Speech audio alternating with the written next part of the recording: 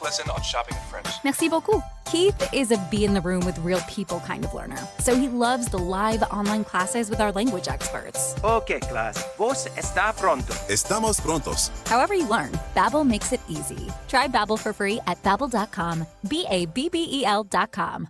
Doctors Without Borders is delivering life-saving medical care where it's needed most in communities around the world. From bandaging war-wounded patients in Sudan to providing clean drinking water in Haiti, we're in more than 70 countries worldwide, bringing patients from sick to recovering, from emergency to aid, from crisis to care. This life-saving care is made possible by a global movement of supporters like you. Thank you. Dom Salvia. Next time, James Santel, former U.S. Attorney, will join me talking about Juan Merchan delaying his decision. Plus, we will review Trump's cabinet picks. Kennedy.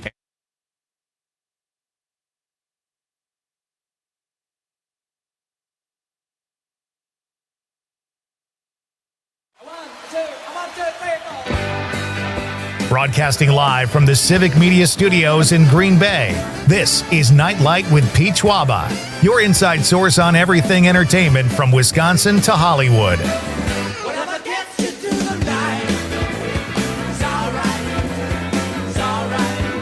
And now, a guy who likes to dine and dash, Pete Schwaba. Welcome to Nite Lite, ladies and gentlemen. The day we have been pursuing all week is finally here, Thursday. It is Thursday night in the great state of Wisconsin. Wherever you are joining us from, welcome to the show. We've got a lot of fun planned tonight, whether you're joining us via the app, old school on the radio, or on the stream. It's just great to have you with us. So hopefully we can warm up and dry up your night a little bit. Kind of a crummy night and day, at least in northeast Wisconsin. Conrad, what was the weather like over at your apartment today? Rainy. Really? 75 and sunny at my house, buddy. Oh, jealous. Yeah, well, swing by anytime. Yeah, it was pretty brutal today, but you know what? It's still warm. I can't even complain. It was a gorgeous day. So a lot of guests to get to tonight, folks. A lot of fun on the show. It's good that you're here because we're going to cover a lot of topics. Our old pal Mike Clemens is going to join us in about not even maybe 10 minutes. We're bringing Mike on early because that's when he was available. And we're excited to have him back on the show. He hasn't been on in a couple months. He's going to talk Bears-Packers. Big weekend coming up. Conrad, did you know the Bears and the Packers play this weekend? Okay. Good. I just wanted to make sure. So we'll talk a little bit about what's happening in the world of sports with Mike. And then we've got Shannon Simon. It's our popcorn pick of the week tonight, folks. At 6:35, Shannon Simon, the marketing manager for Cedar Crest Ice Cream, will be here. Ice cream, a pretty darn good snack, too, for movie and TV watching. But Shannon will join us and make a popcorn pick of the week. And then at 7:05, we've had some really good guests lately from the Wisconsin Historical Society. And tonight we have another one. Susan Kaya Schlusser is here tonight. She's going to tell us about some Victorian homes and how some offerings of the Wisconsin Historical Society in the southwest part of the state.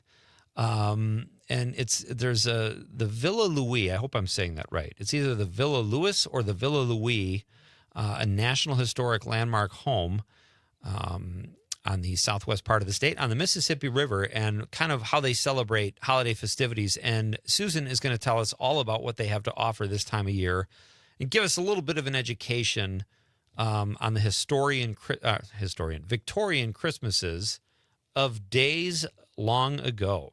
So we'll have a little trip down memory lane and something, if you're looking for something to do around the holidays, that's a great activity too. It sounds like they really do it upright, just like the Wisconsin Historical Society does so much. They really put a lot of effort into their events, and it just sounds like a blast. And then filmmaker Nathan Deming will be here at 7:35 to talk about his film February, which is playing at the Milwaukee Independent Film Awards this weekend.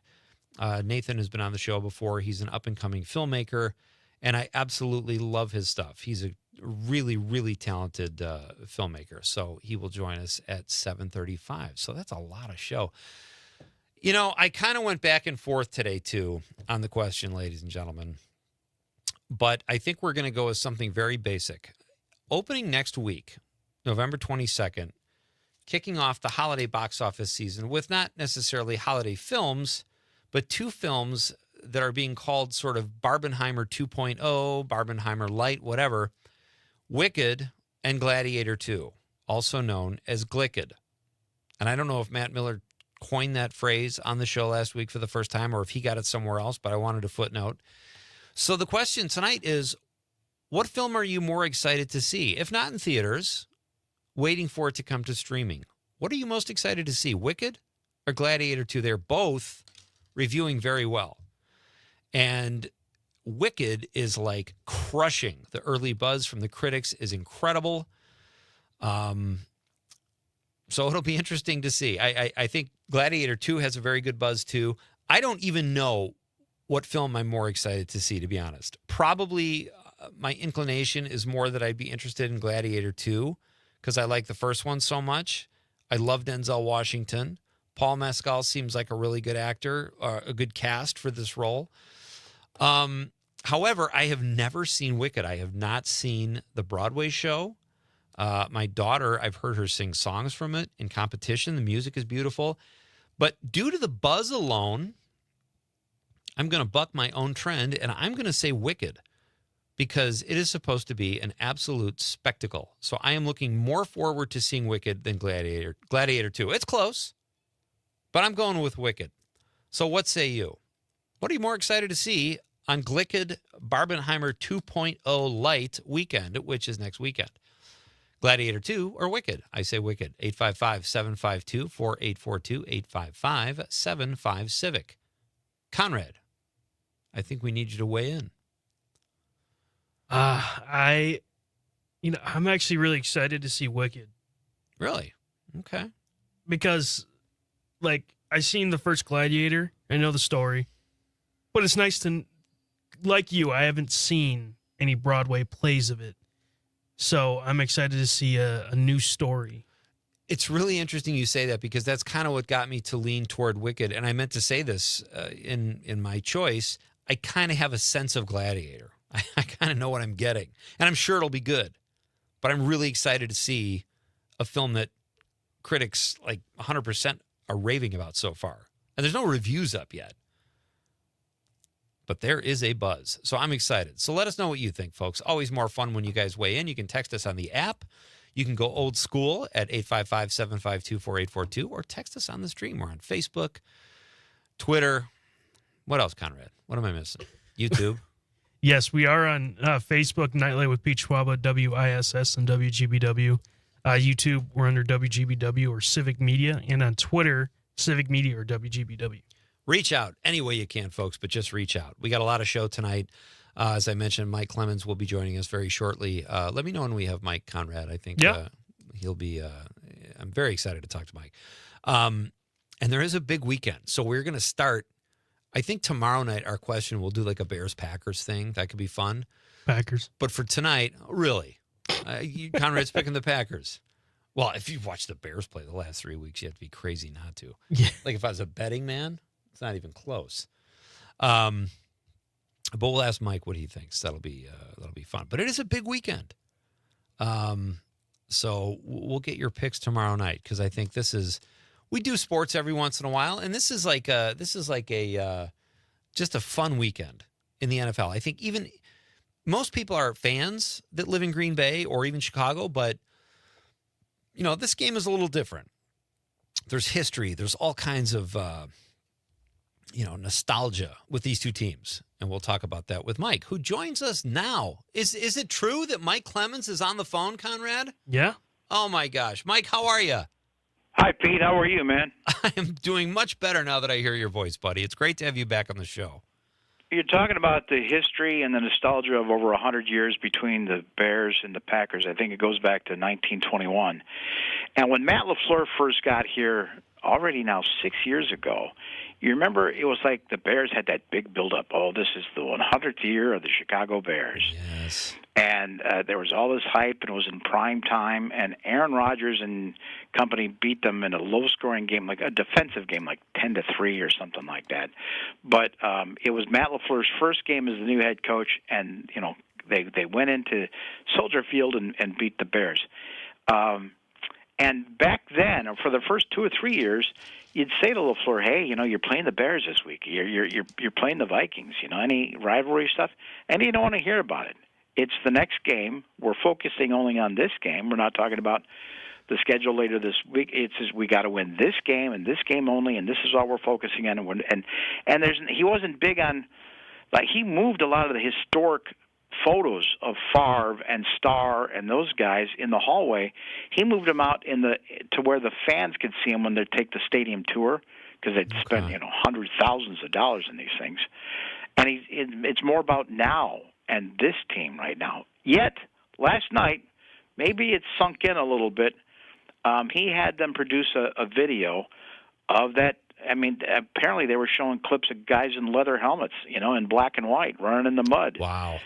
Just a couple of minutes, but just to give these, 23-year-olds that, I mean, they probably got a sense that Bears-Packers is a big deal, but to know that, this is like for the ages. Like, when you play in these games, if there's things that happen a certain way, the fans from both Chicago and Wisconsin are going to be talking about this for decades. And I think that was a nice touch. But biggest thing I'm concerned about is the Packers are coming off their bye week. Yeah. And some of these guys get on planes and go to Cabo for 3 or 4 days. They enjoy nice weather, like you did today. Yeah. And then they get back, and what happens? The team's just a little flat, right? It's not quite there. So I was talking to LaFleur today about that, and he says, as a matter of fact, though, we had 2 of our best practices of the season, and they changed some things up. They, instead of having sort of a scripted practice where sort of the defense knows, if it's play number 13 and we're going to have this defense, they took the script and threw it aside, and they had a game today at practice. They call it good on good, the ones against the ones. Oh, wow. And so, they had to react. And there was a lot of energy to it. Jeff Hafley, the defense coordinator, we just talked to him about an hour ago. He said it was great for my guys, man. I mean, it got them back 100% because they had to go by their rules. They had to go by, the lessons they've learned, just like in a game-like condition. Mike, the Bears have been so bad for the most part, and now they look like they were off to a good start. Now they're 4-5. Is the rivalry not what it should be when one of the teams is so bad, like the Bears have been for so long? Is there another team in the North that the Packers have their sights on more, that fans get more excited about, like Detroit or Minnesota, or is this still the rivalry it always was? Some people say that. Some athletes, former athletes say that. Some commentators, that, hey, rivalry is when you've got 2 really good teams, like back in the day when it was Peyton Manning and the Colts against Tom Brady and the Patriots, right? And that, this game meant more than just a rivalry between 2 franchises. It was like, this is a game that you're going to be looking back on when it gets to the postseason and who's going to get to the Super Bowl this year. I think it's different, though. I mean, at the end of the day, this is supposed to be about the fans. Yeah. And I'm telling you, when the Bears were great, and I was starting out, when you had the 85 Bears and Mike Ditka and that group down there and Jim McMahon, and the Packers, they had Lynn Dickey, they had James Lofton, then they went away, and they seemed to be better on defense, but they were struggling at quarterback, like Randy Wright and Jim Zorn and these guys. To somehow hang on and beat the Bears, like when Don Majkowski had that rolled out and threw that touchdown to beat the Bears, that was huge.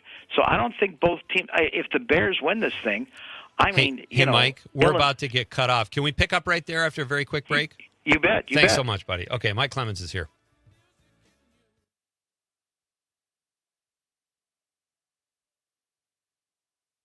Matt Nair on air. And we are here with Matt Randolph, Mr. Global. Donald Trump now will be coming in for a second term. There has been talk of removing sanctions from Russia. What would that mean, Matt, for the oil and gas industry? So it depends on what Russia does, but we've seen nothing to suggest that they want to have anything to do with lowering oil prices. And so the prices are essentially going to stay the same? In all likelihood, yes. Matt Nair on air. Weekdays 10 till noon on your local Civic Media radio station and on the app.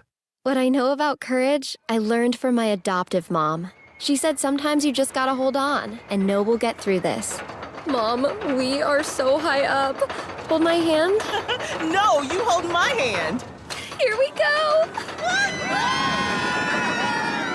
Learn about adopting a teen from foster care. You can't imagine the reward. Visit adoptuskids.org to find out more. This message is brought to you by Adopt US Kids, the U.S. Department of Health and Human Services, and the Ad Council. The Todd Alba Show. Brady joining us live via phone. I tell the guys before every game, and honestly try to do it before every practice, challenge is going to come. This team is not just going to show up and allow us to walk all over them and win. Really what matters is how are we going to respond to that. And if you can adapt and use it as a learning opportunity, it's going to set you up to go accomplish darn near anything you want to. I think there are a lot of people that need to hear that message today. The Todd Alba Show. Weekdays noon till 2 on your local Civic Media radio station and on the app. Fear you may be missing out? We're always streaming on TuneIn and the Civic Media app. Enjoy listening live or catch up by finding the podcast at civicmedia.us or wherever you enjoy listening to your podcasts.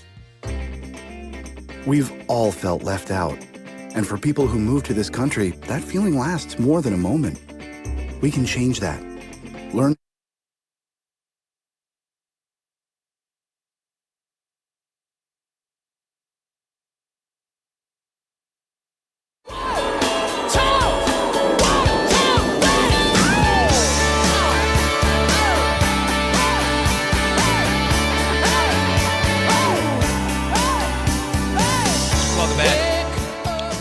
We are talking filmmaking tonight. It's our popcorn pick of the week in just a few minutes at 6:35, and then with Susan Kaya Schlusser from the Wisconsin Historical Society at 7:05. Right now, we've got our pal Mike Clemens on the line. We're talking about the Bears and the Packers rivalry. Mike, I'm sorry I had to cut you off there. Our breaks here are pretty abrupt, and the computer takes over. But you were saying how the great thing about the rivalry is when a team isn't that good but still manages to steal a win from time to time. Yeah, think of Don Majkowski with that famous was he or was he not over the line, but the touchdown to go ahead and beat the Bears back then. Ditka and a team that had won a Super Bowl and was going to the playoffs every year. I think the rivalry will be alive, but here's what's going on. When Aaron Rodgers 3 years ago ran into the south end zone, and even the women were flipping him off at Soldier Field. Yeah. That's what he said. He said, what made me say that, what got me so mad when I started yelling at Bears fans in the south end zone down there at Soldier Field when I said, I own you. I blanking own you. He's right. The Packers have beat the Bears 10 times in a row, Pete. That's insane. 10 times in a row. Matt LaFleur's never lost to the Chicago Bears. Oh, Matter of wow. fact, it's the longest current streak in the NFL between two, teams like this in this relationship. And the last time this happened was 1994 to 1998 when Favre and Holmgren and Reggie and those guys were in charge. They beat the Bears there in the 90s from 94 to 98, 10 games in a row. So this would be a new franchise record, a new record, in the 100-year history between the Bears if Jordan Love and company can get a W this coming Sunday at noon at Soldier Field. So that makes that very exciting. How is Jordan Love 100%, would you say, Mike? First time yesterday, he was full participation in practice, so that's an indication that he's doing better and coming along. And we'll find out for sure when we watch him out there run around in the slop at Soldier Field. Might be a little rainy. Yeah. Might be some shine. It might be kind of like it was at least here in Green Bay today, kind of gray and cloudy and a scattered showers. So there's a running back they're excited that they out of USC, this Marshawn Lloyd, speedy back. He was injured during much of training camp, and then he was out there week 2. Then he injured his ankle. He's now coming off of injured reserve with that, but it's questionable whether or not he'll be 100% to give it a go this first time. But we just talked to Adam Stenovich, offensive coordinator. He's a speedy young rookie running back that they're excited to see if they can get him on the field and see what he can do for them. Mike, let's turn to the Badgers quick. They play Oregon this weekend, and I had these high hopes a couple weeks ago that if the Badgers could knock off Penn State and Oregon, they belong in the conversation for the playoff. That's not going to happen. But what's your update or your status? What are your thoughts on the Badgers right now, where they're at? I think Penn State came into Camp Randall ranked number 3rd, and Correct. the Badgers stuck with them for like 3.5 quarters or so until they shot themselves in the foot and all that. But Oregon's they're number one. They're 14-point favorites into this game. They beat Maryland in their last game, 39-18. And the thing that was really such a punch to the gut of the Badgers program and Luke Fickell's program is losing to the Hawkeyes before their bye, 42-10. I mean, the Hawkeyes beat them on every level of that game, on the offensive line, on the defensive line. It was a horrible, horrible performance against a very solid Iowa Hawkeyes team, and so now Luke Fickell comes back from the bye trying to reinvent that. Then there's the Jack Del Rio story, the former NFL head coach of the Raiders and the Jaguars before that, was brought on as a defensive consultant. He's a former NFL linebacker back in the 90s. Yeah. And he gets pulled over for a DUI. As a matter of fact, a friend of mine called me on my way up. He says, "You know this Jack Del Rio?" I says, "Oh, yeah. Yeah, they talked about it in a press conference on Wednesday. They had to let him go." He said, "My son has just got the job with Madison Police. He was the arresting officer." That's great. There's some things I can't talk. It's a small world. But anyway, yeah, Jack screwed up big time. Oh, Out I there would say staggering so. on the street, and the lights flashing on the car. It's dangerous, bad news, man. But he's got troubles. Ouch. Where you at with the Badgers' progress under Fickell, Mike? I wasn't expecting him to change the world overnight. I did think they'd be a little more competitive this year, though. He's got to find some kind of plan or identity. He came in with the air raid. Yes, he lost Van Dyke at his quarterback of choice. Yeah. But it's the one red flag that came up to me was about 4 or 5 weeks ago, and they had used as many as 4 or 5 different running backs in the same game. And after looking at the tape and that loss, Fickell said, one thing is we can't run 4 or 5 running backs. We've got to get that down to 1 or 2. And that's when they moved on with, Tyree Walker. But they need focus. They need some kind of focus rather than, let's sort of try 8 or 9 of these different guys and see if we can come up with something. They don't have a focus. They don't and go-to guys, and therefore that's why that offense doesn't seem to have an identity. Yeah, great point. We have about a minute and a half left, Mike. What is going on with the Bucks? They won last night, but they're pretty bad start. It looks like roster, and I know that Chris Middleton is out continuously with these after double ankle surgery. Yeah, but they brought in a bunch of new guys that are scattered and are lost. And frankly, Giannis and Dame, and sometimes they're looking at each other as the ball is rolling across the court. And the Celtics, the defending champs, are chasing it and getting it back. But I love that with the play that they had last night, there was like a second left in the game and a timeout, and the Pistons were going to inbound it. And they used one of the assistants to the assistants. They showed this on the FanDuel network. I thought it was great coverage. They showed a play where the Pistons were in the same situation the night before. And so this coach said, hey, maybe this is the play they're going to use to inbound because it's the same spot in the court. That's the play they used. This guy showed, Giannis and the team during their timeout, this is the play they might use. And, Giannis was able to block it, and they were able to win that inbound. So, they're turning things around like that, but I don't know if they got enough oomph on that roster right now. Yeah. Mike, thank you so much as always, buddy. I hope we can do this more often. Have a great weekend. Enjoy Bear Packer weekend, and keep up the outstanding work, my friend. You too, Pete. This show is so fun and entertaining to listen to. I listen to it in the car every night. I love knowing that. Chime in anytime, buddy. Thanks, Peter. All right. Thanks, Mike. That's Mike Clemens, one of the best in the biz. When we come back, ladies and gentlemen, it is our popcorn pick of the week, and I'm going to read some of your texts. What are you looking most forward to seeing on Glicked weekend next weekend? Gladiator 2 or Wicked? I say Wicked, as does Conrad. We'll read your text and do the ice cream popcorn pick of the week next on Nightlight with Pete Schwaba. Coming right back.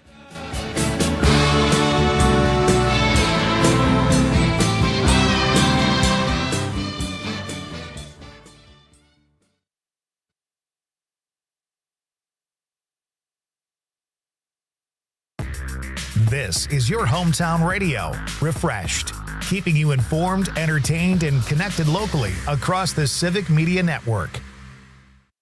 For 97.9 WGBW News, I'm Lisa Hale. Dr. Erin Stevens of Prevea Health works in Northeast Wisconsin, but is involved with a program in Bolivia called Solidarity Bridge. She recently returned from one of her many trips to help the organization. Down in Bolivia, Puente de Solidaridad has social workers go make sure that they have clean water to access after the surgery. Following up with the patients 30 days after surgery, how are they doing? And so we're able to keep in touch. Stevens and Solidarity Bridge want to increase access to safe and timely surgery care in Bolivia. A 20-year-old Tachita man faces 7 counts of possession of virtual or AI-created child pornography. Milo Schneider is accused of accessing thousands of JPEG and GIF files of anime or artistic renderings of child sexual abuse. The criminal complaint says some images were hard to distinguish if they were AI-generated or real unidentified victims. Earlier this year, Wisconsin lawmakers passed a bill that added AI-generated content to child pornography possession laws. Bond was set at $100,000. Fermin Lopez Mendoza, who is living in the U.S. illegally, is convicted of trying to kill his wife in Fond du Lac in March. He fled the area but was found and arrested in Ozaukee County. Lopez Mendoza pleaded no contest to attempted first-degree intentional homicide with a dangerous weapon and domestic abuse. He faces a maximum penalty of 65 years in prison. He'll be sentenced on March 18th. A Brown County resident is the victim of debit card skimming. The Brown County Sheriff's Office is seeking help identifying a suspect who used information from the debit card to make fraudulent purchases. Surveillance images from Ernie's Liquor in Madison, one of the locations where the information was used, are available on our website. If you can identify the suspect, please call Brown County Deputy Nicholas Stuber. I'm Lisa Hale, 97.9 WGBW News. For news anytime, log on to WGBW.FM. On your entertainment beat, I'm Pete Schwaba. When it comes to films opening wide this weekend, it's a bit quiet, sort of like the calm before the storm. All eyes are on next week's openers, which will showcase Barbenheimer 2.0 or Glicked, which is Wicked and Gladiator 2. But there is one film opening wide this week, and it follows a new trend of badass Santa movies. Red One stars Dwayne "The Rock" Johnson, Chris Evans, J.K. Simmons, and the awesome Bonnie Hunt. Johnson plays the head of security at the North Pole and teams up with bounty hunter Evans to find Santa Claus, who has been kidnapped. It's usually an inside job. The first suspect would be Mrs. Claus. Red One is getting less than 40% on Rotten Tomatoes, but don't let that stop you. It looks like pure holiday fun, and at PG-13, it's fun for the whole family. The Bruce Willis film, The Fifth Element, is getting a re-release this weekend, but in a limited capacity. The film is from 1997 and also stars Ian Holm, Gary Oldman, and Chris Tucker. If you feel like staying home, new movies to stream include Megalopolis, Saturday Night, or Michael Keaton's Goodrich. Let's go to the movies. For more showbiz fun, tune in to Nightlight with me, Pete Schwaba, weeknights from 6 to 8 p.m. on the Civic Media Radio Network. You can always continue the conversation on social media. Share your thoughts when you find and follow Civic Media on Facebook, X, and Instagram. I'm meteorologist Mace Michaels. Cloudy this evening, some breaks in the clouds overnight, and a low near 40. For tomorrow, partly cloudy, a high in the mid-50s. Clouds return for Saturday, a chance of rain Saturday night, then sun shines back as we look into Sunday. Highs stay in the 50s. It's 46 right now. Hey, it's John Mino and Jim Schmidt from Mino and the Mayor. Want to stay in the loop with all things Northeast Wisconsin? Sign up for the WGBW weekly newsletter. Get the latest local stories, updates on the weather, and a special feature from our Mino and the Mayor podcast. It's your one-stop shop for real news and great conversations in Northeast Wisconsin. Log on to WGBW.FM today and get signed up. Real news, great conversations. Sign up today at WGBW.FM/newsletter. The Dom Salvia Show. State Senator-elect Jody Habush-Sinekin, what's the best way do you think it is to approach a difference in not just opinion, but in what we perceive as facts with those that may not be aware or don't agree with it? First, having a conversation. Try to get an understanding of what is really bothering them and try to offer solutions at the state level or at the local level where there can be progress. The Dom Salvia Show. Weekdays from 4 till 6 on the Civic Media Radio Network and on the Civic Media app. Earl Ingram. Friday morning, Sandy Williams will be back in the studio and we'll have a broad conversation about the outcome of the election.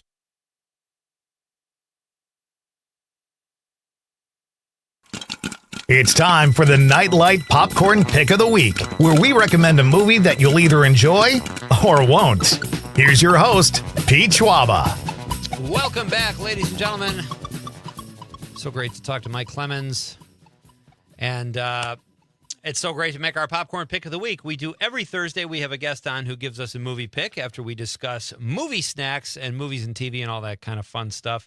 And tonight, it is my pleasure to welcome to Nightlight the marketing manager for Cedar Crest Ice Cream, Shannon Simon, is here to help us make our pick tonight. Shannon, how are you? I'm doing good. How are you? Doing very well. Thank you, and welcome to Nightlight. It's great to have you here. Where are you located in our state? So, Cedar Crest is located in Cedarburg. That's where we have our distribution area. But we Okay. also have our plant up in Manitowoc. Okay, where And- do you work out? Do you kind of go back and forth? Yep, I go back and forth, but I mainly stay in the Cedarburg area. Okay. How did you end up in the ice cream game? And it was one of those times where I recently left the position, also another marketing area, and they were currently hiring for this position. So it was kind of, one door out of no one, and then into another one.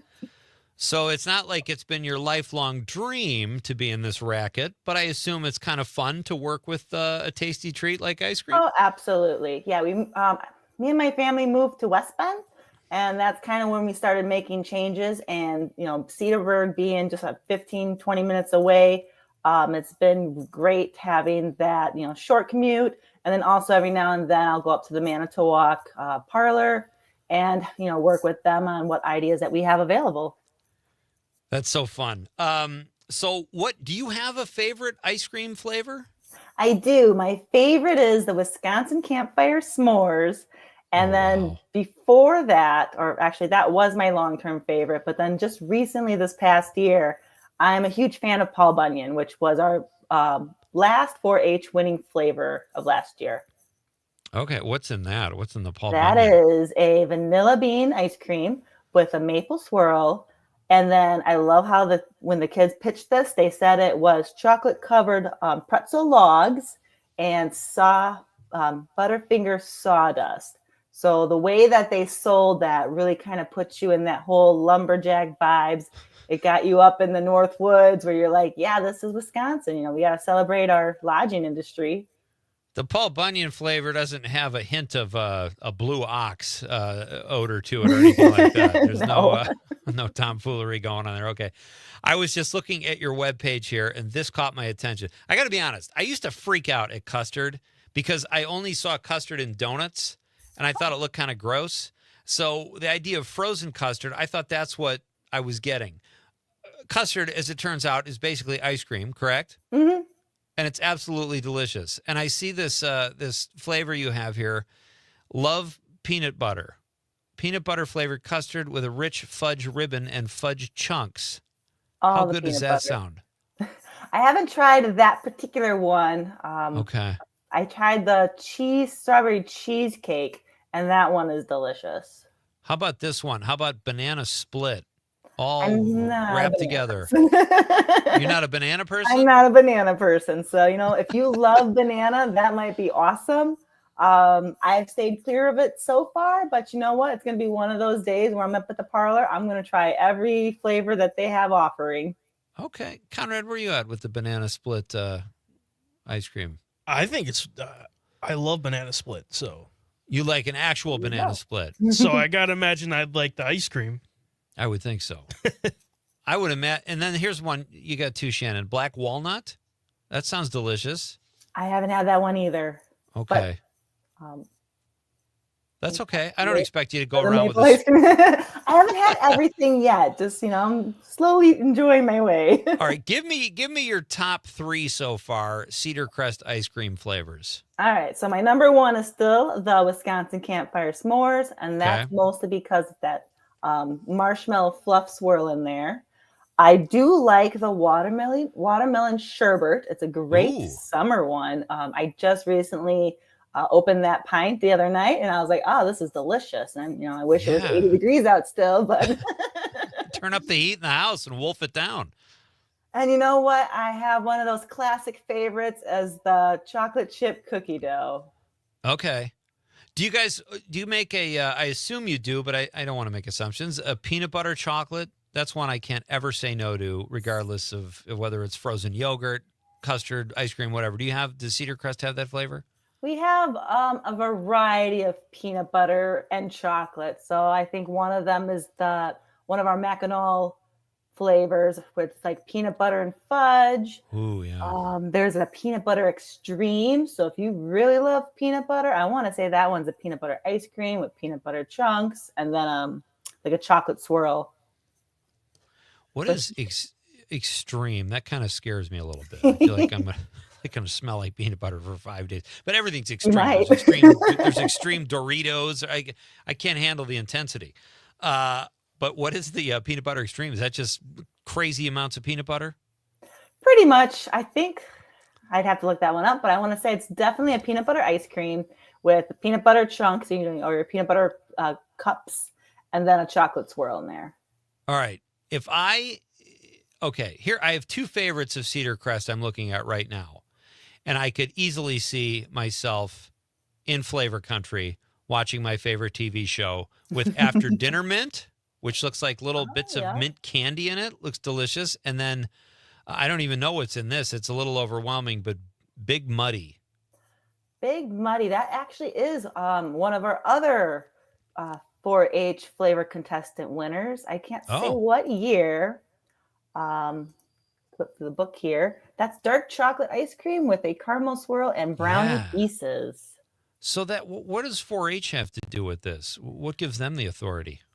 Well, we were trying to give back to the culture. I mean, I'm just giving you a hard time. We like to look at different ideas. So we thought, why don't we let these, these groups of kids that, are going to be the, future leaders, heavy in the agriculture, very, very close to the animals and the farm life. Let's give them a chance to name some flavors and be as creative as they want. Give us some weird combinations, give them some, super creative combinations. Yeah. And so that's why we started hosting our flavor contest, because, the same people, you're eventually going to run out of ideas. If it's always like us five all the time, we need fresh minds. We need fresh, new ideas. And, they're out in the world actually eating candy probably 24/7. So they know what's new out there. Right. You could trust their taste buds, I think is what you're trying to say. Correct. I love this too. This looks like blueberry waffle cone. I want to jump through my computer right now and mow this whole experience.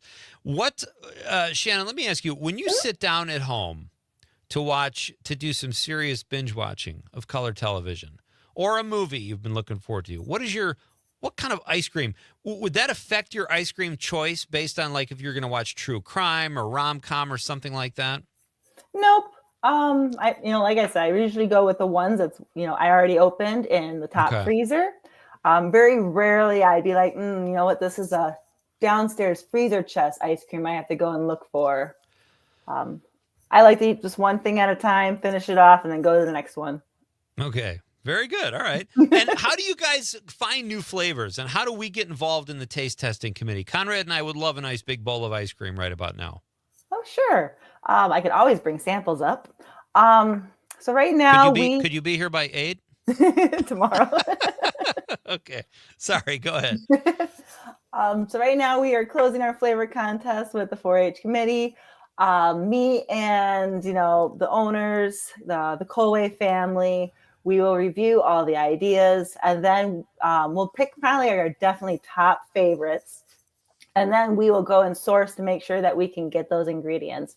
So, sometimes we are at the mercy of our suppliers, since we do have to get, quality ingredients. We have to get so much of it in bulk in order to make, ice cream for the summer. I believe that we make about 1,500 gallons of the particular 4-H flavor for that month of June that's available. Oh, wow. So we just got to make sure we get enough, ingredients. We get the right ingredients. We get good ingredients. Then we do some taste testing. Yeah. And, that kind of narrows down where we're going to decide. Does it need more cherries? Does it need more of a base vanilla? Because, sometimes, the toppings can actually overpower the original base. Wow. And of course, it has to freeze really well. So sometimes, after you freeze it, the flavor could disappear. So we do a lot of that testing before we make our final decision on the winner. This is like scientific almost. I'm picturing people in lab coats like eating They are. ice cream. Because I got to be honest, I made ice cream at home once about 20 years ago, and it was absolutely terrible. So I know that a lot goes into this, and I tip my hat to Cedar Crest. I have to ask you, okay, and not to demean what you do or anything, because marketing is tough. However, is it easier or more difficult to market a product everybody already loves? Well, like you said, it sells itself, and Yeah. I just go around and remind people that it exists. But that's what I'm saying. Like, people already lose their minds over ice cream. It seems like you wouldn't have to there's do so much. many options out there now, though. True. You got 6 different brands in the freezer section. Some people shop based on price, which I used to be one of those people. And now that I realize that Cedar Crest has so much more to offer, that's my go-to. All right. I don't claim to be an expert, but I'm going to give you a little bit of advice tonight. Ditch the 4-H and hire me.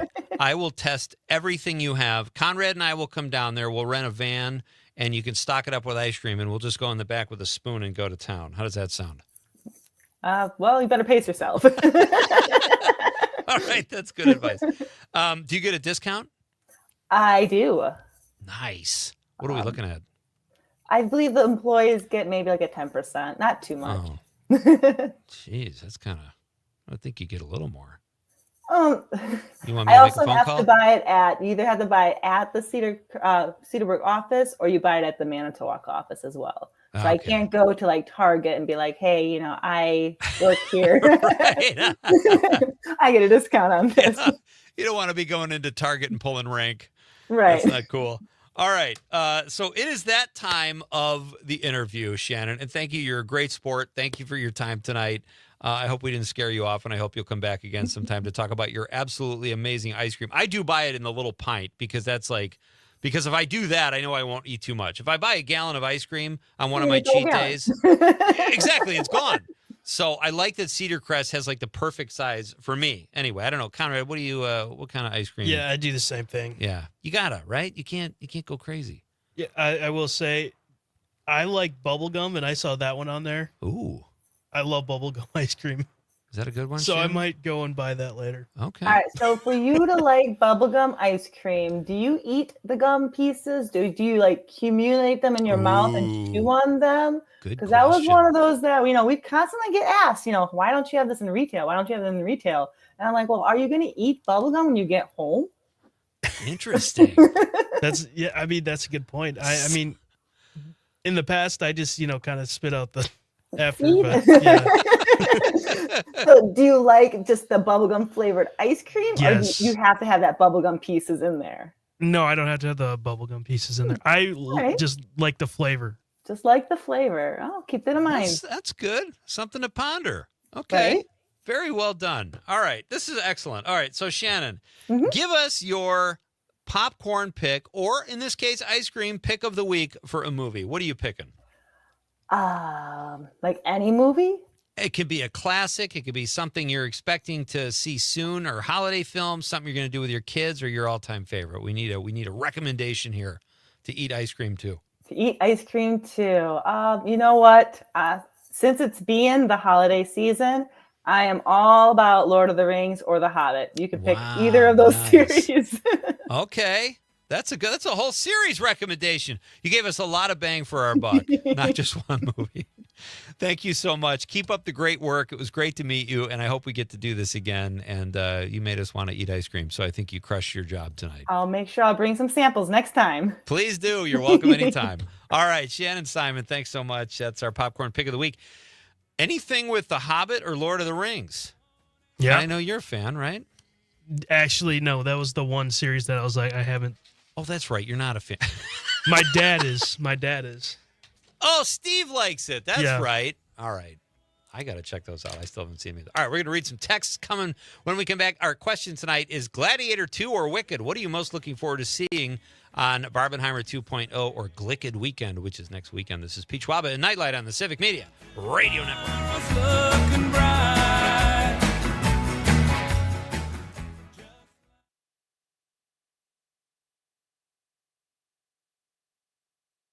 The Todd Alba Show. If you haven't tried mindfulness techniques before, the idea is to take a minute, focus on the present, not the past, not the future. Be here now. You can do it in your car. Please, not while you're driving. I would say preferably not driving. Just take a moment and close your eyes and just breathe. Focus like on the breath coming into your body and out. The Todd Alba Show. Weekdays noon till 2 on your local Civic Media radio station and on the app. The Maggie Dawn Show. It is absolutely disgusting for conservatives to suggest that because someone is poor or struggling, that they lack judgment. If anybody needs morality policing, it's rich folks, for crying out loud, not people who are struggling to put food on the table and keep a roof over their heads. The Maggie Dawn Show. Weekdays from 2 till 4 on your local Civic Media radio station and on the Civic Media app. Lena Bloom for the Bail Project. Imagine you're stuck in a jail cell and you can't afford bail and someone offers you a way out. Just plead guilty and you can go home and kiss your kids goodnight. What do you do? What thousands have. You plead guilty whether you are or not. Cash bail makes poverty a crime. That's why the Bail Project helps those who can't afford it while fighting to end cash bail. Because freedom should be free. Brought to you by the Ad Council. You are listening to your local Civic Media radio station on air. Thank you. Did you know we are always streaming on TuneIn and the Civic Media app too? And if you miss a show or game, find it wherever you get your podcasts or on our website, civicmedia.us. It's easy to listen to your favorite local radio station anytime. Download the Civic Media app from the Apple or Google Play.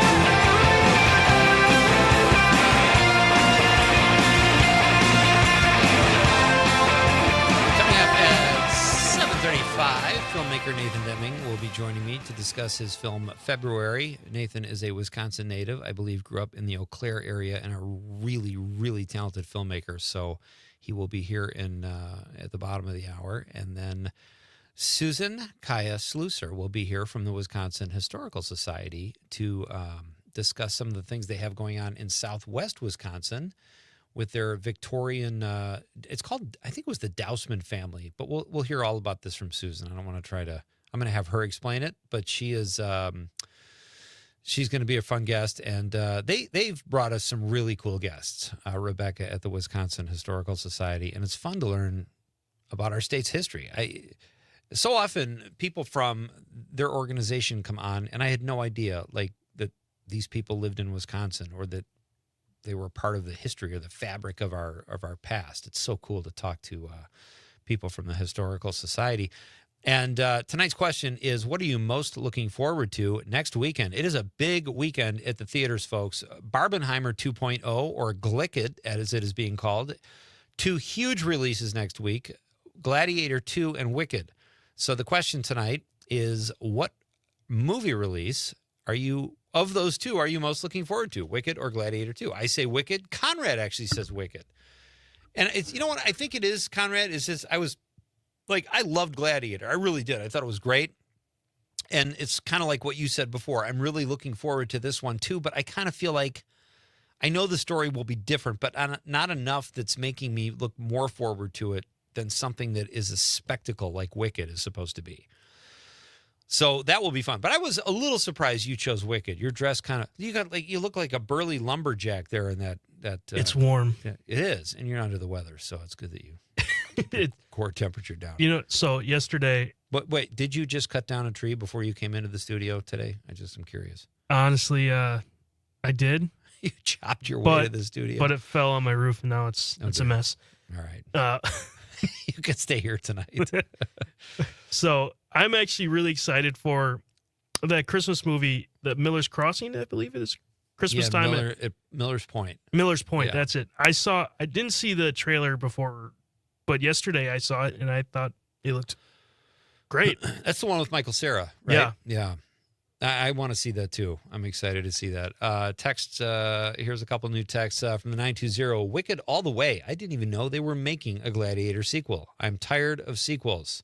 Kind of with you, 920. I have a feeling the Gladiator one, it's getting good buzz. I think it'll be good. Denzel Washington's in it. I'm very excited to see it, but I'm kind of with you on the sequels thing. Make some original, creative, new projects. You've got access to them. There are scripts sitting on shelves in Hollywood studios, and I know because some of them are mine. And they don't make them. They'd rather do a sequel or a remake or a reboot or a re-something, but I am totally with you, 920. Bridget from the 818 says, Gladiator, I'm in the mood for a big action drama on the big screen. I certainly will see Wicked too. Very diplomatic answer. Bridget, thank you so much. Bridget's texted, I think, every night this week so far. Every night's a Thursday to Bridget. Lama, am I saying that right? Lama from Madison from the 608 says, I think Wicked has the most draw. Gladiator 2 is a sequel, even if it's not. Yeah, that makes sense. Yeah, I think, look, I want to see both of them. I'm excited to see both of them. I think it'll be fun. I think this is a great weekend, though, because you've got, like, the movies that Conrad just mentioned, one of them, Christmas in, I don't have it. Miller's Point. Miller's Point with Michael Cera. There's another Christmas movie that came out last week. Yeah. I almost went to see it. Did you? I almost did. Didn't go to it. But it looks interesting. It's the best Christmas pageant ever. Yes. And of course, Red 1 opens this week. Yeah.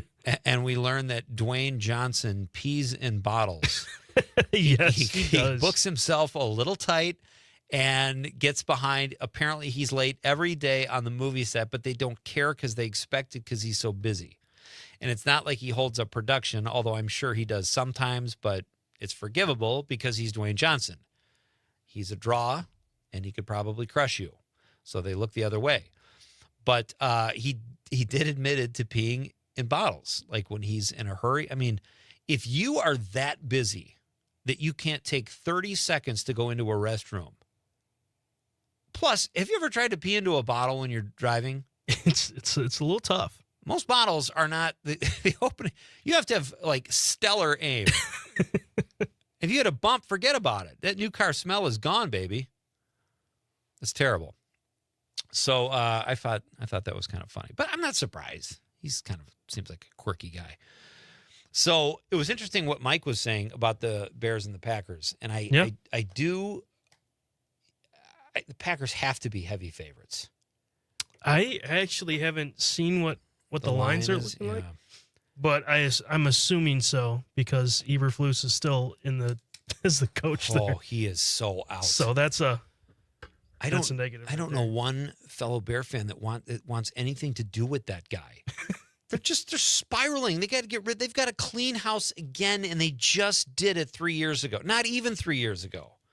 They've got what's supposed to be a franchise quarterback. They're an absolute mess. And, like what Mike was saying before, the rivalry is great because, like the Mikowski win over the Bears, that's when they were still good. The Bears were a good team then. And then the Bears beat the Packers after Walter Payton died, I remember. The next game was a Bear-Packer game, and the Bears blocked a field goal. And then was it Favre night or whatever that was spoiled? The Bears won that one. So the Packers have won the last 10 games, though, but every once in a while there's like a signature win in there. But it would be nice if both teams were better, especially my team. But yeah, the Packers are favored, but it's not huge. Really? What do you know what it is? Because it's at Chicago. It was at 5. I'm surprised it's just 5. All right. When we come back, Susan Kaya-Slusser is Kaya. Susan, I've been back and forth with Susan on her name today. Susan Kaya-Slusser will be here from the Wisconsin Historical Society. It's going to be a great chat. Don't miss it. This is Night Light with Pete Schwaba on the Civic Media Radio Network.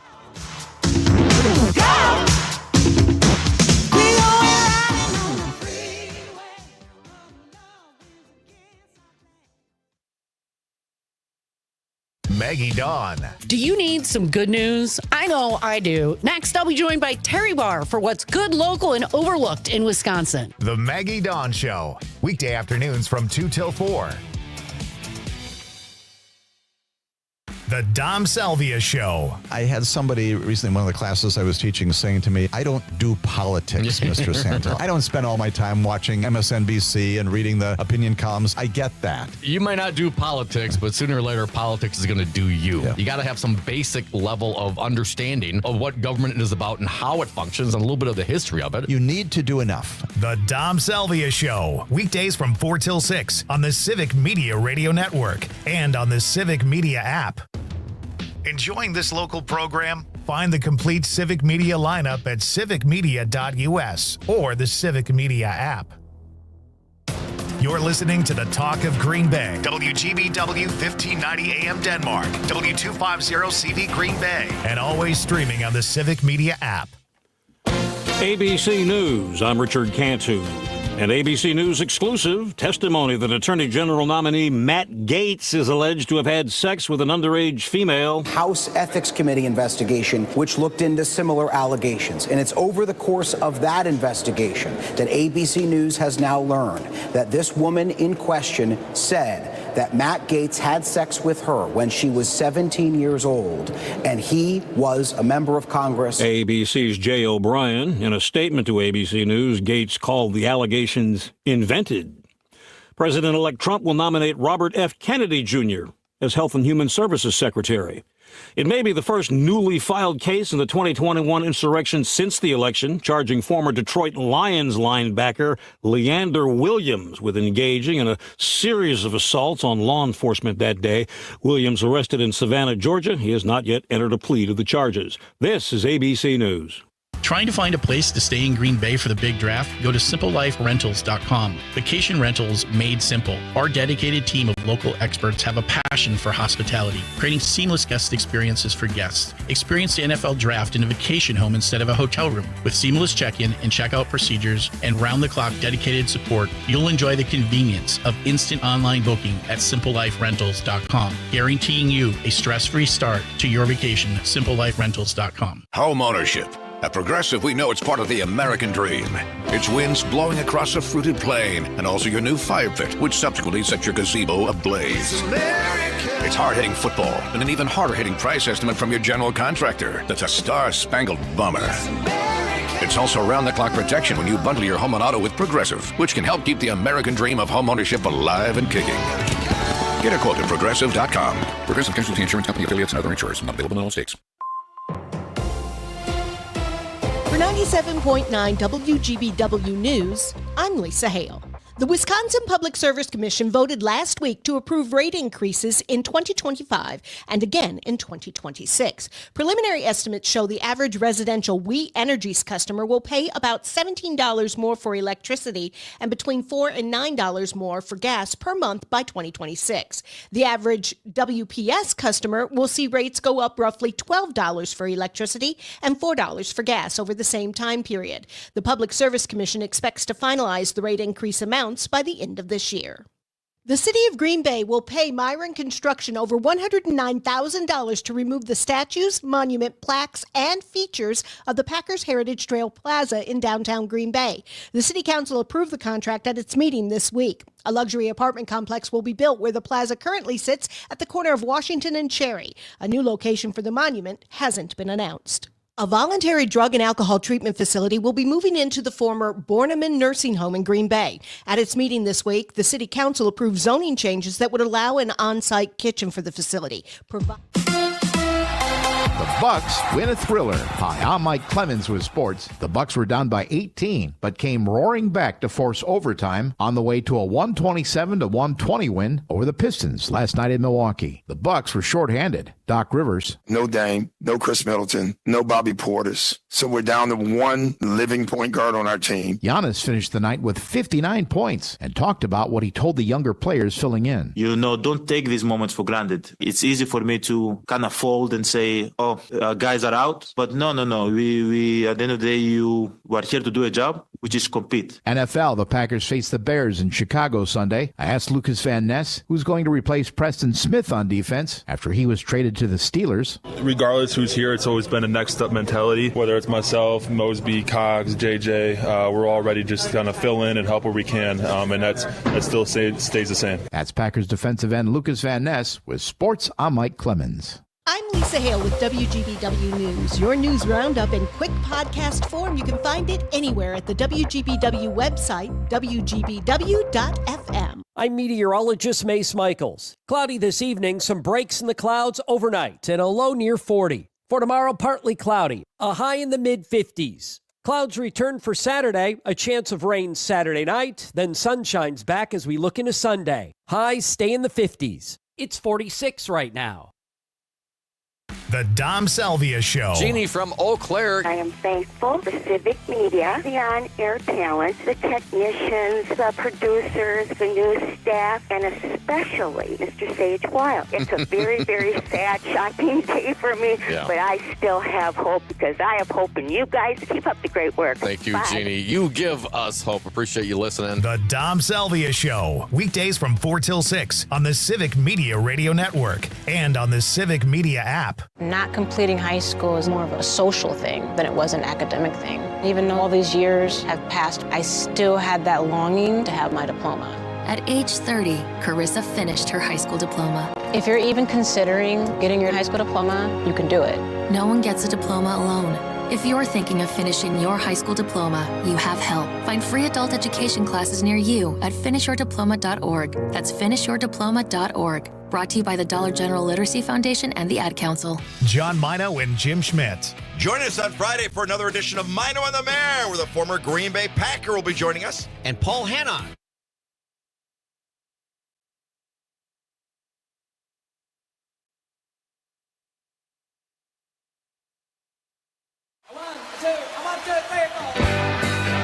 Broadcasting live from the Civic Media Studios in Green Bay, this is Night Light with Pete Schwaba, your inside source on everything entertainment from Wisconsin to Hollywood.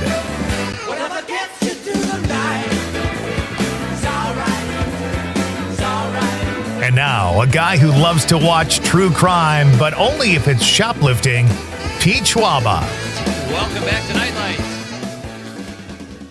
Conrad, am I wrong, or are we covering a ridiculous amount of topics that entertain people tonight? Oh, sorry. I was just thinking about ice cream again. Yeah, well, see, that's what we do. You're in flavor country when you're supposed to be paying attention to the show. That's okay. That's a good excuse. Mike Clemens, then we talked a little popcorn pick of the week with Cedar Crest's Shannon Simon, delicious ice cream. Nathan Deming, filmmaker Nathan Deming, coming up at 7:35 to talk about his film February. And right now, ladies and gentlemen, we turn our attention to another guest that the Wisconsin Historical Society sent us. This is her first time on the show. She is the Regional Southwest Sites Director for the Historical Society here in Wisconsin. It is my pleasure to welcome Susan Kaya Slusser to the show. Hi, Susan. Good evening. How are you? How did I do on the last name? You nailed it. So I congratulations. nailed it? You did. Oh, wow. I was just hoping for every once in a while you just get a name, and I've had to say your name 40 times tonight just to so I wouldn't, because I don't know. I play this game with myself when I have names like that where it's not even that tough. But I had Kaya, then I had Kaya in my head. Then you corrected me and said it was Kaya. Then my mind plays tricks on me. I'm a mess. No, that's okay. I'll often spell it to people and they'll still say Kaya. So I'll say it and I'll spell it and it comes out a different way. But you did a great job. Thank you. All right. May I call you Susan? You may. All right. Very good. Thank you so much for being here tonight. How are you doing tonight? How's it going? Good. I'm doing well. It was at Villa Louis today. I think that's the site we're talking about tonight. And we started decorating for Christmas. So it's been a busy day. Oh, nice. But it's nice. The weather has, it's held off. No snow yet. But hopefully we will have a white Christmas. We'll see. If it's not a white Christmas, I hope it nudges its way into the 70s and we have a little sunshine. That wouldn't be terrible either. But for your purposes, I'm sure you want a white Christmas. I'm glad you said the name of Villa Louis, too, because that was my next question. I didn't want to sound stupid and say Villa Louis, so Villa Louis. We're saying that's how we say it? That's how we say it. But if you're from Okay. Prairie du Chien, most people will say it's the Villa Louis on Villa Lewis Road. And I'm not quite sure why that is a thing in Prairie du Chien for the locals, but it is. That's great. So this is a National Historic Landmark. Tell us a little bit about the Villa Louis home. Sure. So Villa Louis, it's a multi-layered site. We have quite a complex history. But when you come for a general tour, you are coming to hear about the Dousman family. And if any of your listeners are from Green Bay, from Milwaukee, there's a lot of Dousman streets. Yeah. There's Dousman, Wisconsin. And this is named after this family. They played a huge role in the formation of the state of Wisconsin. They were here before Wisconsin was a territory. And so they made a lasting impact, but kind of behind the scene players. The Dousman family were investors, land speculators, invested in the railroad, steamboat ships on the Great Lakes, steam shipping on the Mississippi River. And so you see a lot of Dousman names. And of course, there's a great tie with Green Bay, Wisconsin, as Elizabeth Baird was the half-sister of Jane Fisher Rolette Dousman. So we have some great connections with Green Bay and Milwaukee. So we can talk about that another night. No, that's fascinating. Is it too late for these Dousman characters to get the train to go to Green Bay from Milwaukee or Chicago? Would that be too much to ask? Are they still players? Well, it's interesting. There still are a lot of Dousman descendants in Wisconsin. There's still a lot of Dousmans that live in the Milwaukee area, and directly related to this family who we talk about in Prairie du Chien, there are a lot of descendants in the Chicago area, and they came back up for a visit in 2014. Oh, really? So do they go to the home then that their ancestors inhabited, or how does that work? Or is it more of a general visit? No, well, this one was an interesting visit. So the family burial plot is just north of town. So the Villa Louis estate, as we know it today, is located on St. Farial Island in Prairie du Chien, right along the Mississippi River. And where the family burial plot is, it's about 1.5 miles from the site in the Catholic cemetery just north of town. And it's the only private plot in the cemetery. And a descendant passed away. He was living in Florida. He passed away, and the family contacted me. They wanted to have his cremains interred into the family burial plot. And so I worked with the local funeral home, the Garrity Funeral Home, and I worked with the Catholic Church, and we made this happen. They had a private little ceremony out there, but then the family that came up, it was 3 generations came on tour, and we had a private tour. And it's amazing because so we're talking about Louis and Nina Dousman, Louis who builds this house. We're talking about his grandchildren, great-great-grandchildren, and great-great-great-grandchildren that came for a visit. And what's interesting, when we took them into the parlor, gave them a little bit of behind-the-scenes tour, there's a marble statue of 2 of the daughters of Louis and Nina Dousman. And the great-granddaughter, who's about my age, looks and she's like, look, we have the same cheeks. And they do. There's still a striking family resemblance passed down with these big, nice, beautiful cheeks that some of the daughters have. So it was great for them to show their children. It was the first time for the great-great-grandchildren to be in the home. And they occasionally come back, not often, which is kind of unique because they talk about it. A descendant follows us on Facebook and comments all the time. So we have these great family connections. That's so fascinating to me because it's interesting enough when you have ancestors, when you learn about them or see where they lived, who aren't famous or weren't movers and shakers in the 1800s or whatever. I can't imagine what it's like for these descendants who are great-great-grandchildren. Do you talk to them about the connection they feel? Do they feel a connection to, like, when they see Villa Louis or the grave sites or whatever? What is it like for them? I think the grandson, Richard, I think he and his wife, Michelle, they have fond memories because there was a strong connection. Barbara Dousman, another descendant, because Hercules Dousman, who's the family patriarch that brings the Dousmans to Prairie du Chien, he is one of 8. So there's all these extended cousins. And throughout the years, there were these huge Dousman family reunions held on the property. It's been, I believe, we had a big one in 2004, and then we had a smaller one in 2008. But it's been since 2008. Unfortunately, Barbara has since passed away, and she was kind of the family genealogist. But her son, Donald, who's still in Texas, still is a member of the Friends of Villa Louis, kind of our volunteer support group. And so there's fond memories and stories that have been passed on down. And, they come back and they tell stories we continue to research on the family, and they continue to tell like some of the ghost stories and some of the legends, like we all have stories and legends of our families that we pass on down. So when they come through and they, tell some of those, we don't, completely gently correct them a little bit. We let them have their stories and let them have their fond memories, because that's, the connection that they have and those fond memories that they have with this beautiful home on this piece of property. My guest is Susan Kaya Schlusser, who is Slusser? Slusser. Slusser. I got it. I caught myself, Susan. You did. Thank you. I could have just said my guest is Susan, but I don't like to take the easy way out. I go the extra mile, and I knew Conrad would correct me anyway. She is the Southwest Site's regional director for the Wisconsin Historical Society. So tell us a little bit about the actual home, Villa Louis. What are we looking at there? Do you do tours, and what can people expect if they were to take a tour of this, what I assume is a very grand home? Sure. So this home was constructed, it was finished in January of 1871. It was designed by the Milwaukee architect E. Townsend Mix. Still some great buildings that survive in Milwaukee. Louis Dousman contracted with Mix because Mix had just built his uncle's home in Milwaukee, and we believe that's how connection was made. The home is faced with that traditional Milwaukee Cream City brick that was shipped over from Milwaukee. It's a lovely 3-story home. There's a very large 3rd floor that the family used for storage, but we do talk about one of 2 balls that we know that they had up there during the Christmas of 1893. And what's unique and amazing about the home itself is that this family saved items. They saved receipts and bills. It's not just the objects they saved, but they did. But for some reason, the family always had an estate manager that was helping the family with their investments, with their properties, because they didn't just have the property on the island.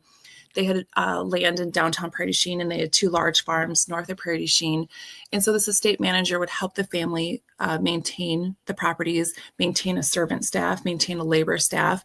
And they were hiring laborers for, inside work, outside work, but also seasonal work, chopping wood, threshing, doing all the things that these farms would need. And so there was all this correspondence back and forth between the family and their estate managers, or between the butler or the housekeeper and their estate managers. And, back then there was morning mail, there was PM mail. So there'd be multiple letters just on one topic. Now, we don't have a lot of family correspondence. We believe maybe the manuscript collection was edited at some point. Not a lot of letters back and forth between family members. There's no diaries that exist, no journals, which was a very Victorian thing to do. But all of these letters that really detail life back and forth and the shopping. So we know for the Christmas of 1893, which is what we celebrate during our Christmas event, we have receipts and bills. We know that they bought a pair of ice skates for 50 cents on December 18th. Down to, we know what they were buying for food leading up to, both Christmas, but then leading up to a ball that was held on December 30th of 1893 as well. But so we have the receipts, we have the bills, we have photographs, but we also have the collection. When we bring guests on tour, it's a guided tour because of this massive and amazing collection. We tell our guests about 90% is original to the home. Now, or I should say to the family, because you're seeing furniture that was bought specifically for the first home, because that first home sat right in the same location, built by Louis's father, Hercules. That was torn down. This new home was finished in 1871. So we have this beautiful 1850s, 1860s furniture. We have 1870s furniture that was in their home that they at one point had in St. Louis. Then they had an apartment in New York at one point. So there's some furnishing that was bought from New York. And so we see this furniture coming together. The family lives in the home until 1913, when the remaining children of the 3rd generation decide, they're moving off, they're married, they're moving to different parts of the country. They did a complete inventory of every space. They then do a division list. And it's kind of fun because I have a lot of siblings. So there's these 4 remaining siblings, and we have this inventory list with the 4 names, and you can see where they're crossing off and like switching, like someone's going to take some china. Nope, it's crossed off. Next, you see it under the other siblings list. And so we have this guiding document. So as family members pass away, items would be donated back into our collection, or we would go to estate sales using those photographs, using those lists, and we would buy items back to put back into the collection. So we've really amassed a very unique historic house museum. It's not period pieces, it's the original pieces. That is so cool. We have to do a really quick break, and then we'll come back, and I have some more questions for you. My first one will be, did Hercules tear down the house with his bare hands? I want to know that. All right. Susan Kaya Sluicer is here tonight from the Wisconsin Historical Society. We have more with her coming up next. This is Nightlight with Pete Schwaba on the Civic Media Radio Network. He's the greatest dancer of the night. One night in a disco on the outskirts.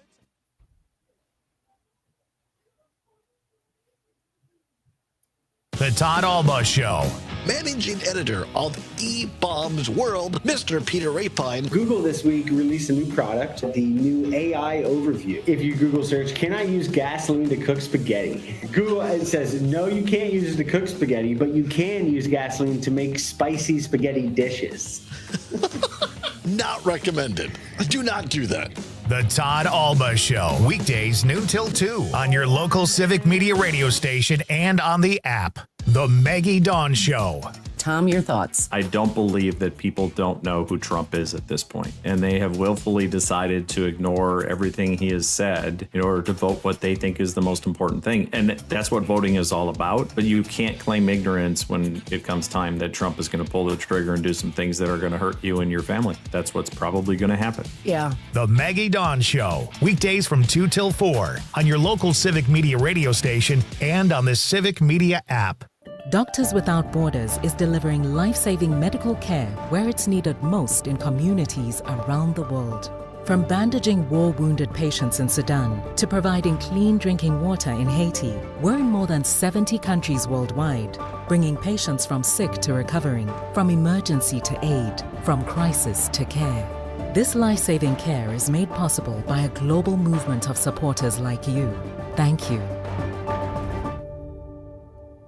The first time seeing my son, I feel like my life did a 180. He really a definition of like why he loves somebody.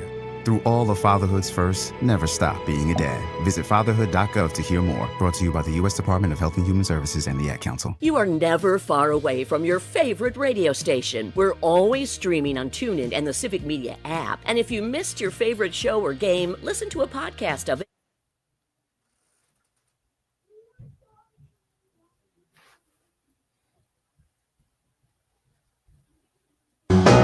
I found my thrill